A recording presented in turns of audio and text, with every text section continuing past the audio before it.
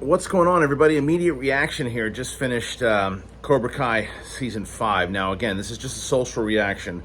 Full embargo is lifting soon. So just my overall thoughts, real quick. The social embargo dropped recently, I think. So anyway, it's the fifth season of the Karate Kid spinoff series. And if you're a fan of the show, you're going to love the season. I certainly did. It is absolutely bonkers, and it gets more bonkers as it goes on and on, but it's just like this pure blend of 80s action, and the characters that you've loved so far have just, again, if you've been watching the show from the beginning and you see the everything that has happened with Terry Silver and everything going on with the bringing in Chosen. Chosen is fantastic in this show, by the way. Absolutely fantastic.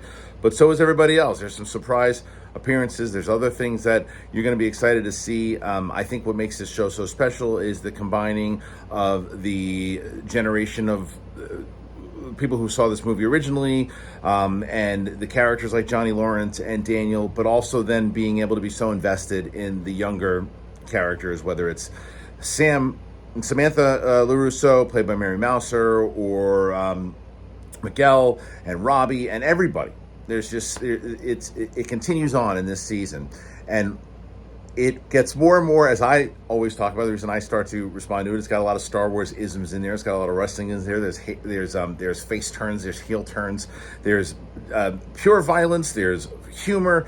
It's a lot of stuff going on in this season for sure, but it's cranked up to another 10. Every season cranks up more, and I think that's the thing. For the first season, it was a little bit more based in the realism, and then even though there was some crazy shit that went down, and then the next season, they piled on a little bit more of the extreme, and then it got more extreme, and then more extreme. This is the most extreme, I think, for sure, as Cobra Kai is trying to take over the valley. And they play with how silly overall it is, that this war, this turf, the kings of the castle, Terry Silver is essentially the emperor in this. And I had a lot of fun with it, man. I definitely was like, as it was starting the first couple episodes, I'm like, all right, see where we go. And then by the time we got to the end, I was all locked in. But anyway, that's just my initial thoughts. I'll get more into a spoiler review and everything else too on the full season coming up soon. But check it out. It's coming out soon. Thanks, everybody.